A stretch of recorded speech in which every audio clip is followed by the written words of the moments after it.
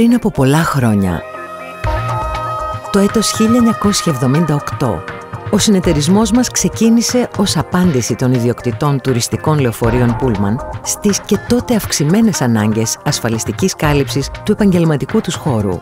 Σήμερα, με νέο πρόσωπο, αλλά πάντα πιστοί στις ίδιες αξίες και πάντα με τη μορφή αλληλασφαλιστικού συνεταιρισμού, όπου οι ασφαλισμένοι είναι ταυτόχρονα και μέλη συνέτεροι, καλύπτουμε με υπευθυνότητα τις ανάγκες τους απέναντι σε κάθε κίνδυνο, όπως αστικής ευθύνης έναντι τρίτων, πυρός, κλοπής, θράψης κρυστάλλων και άλλους, με εξειδικευμένα προϊόντα και υπηρεσίες προσαρμοσμένα ακριβώς στις ανάγκες τους.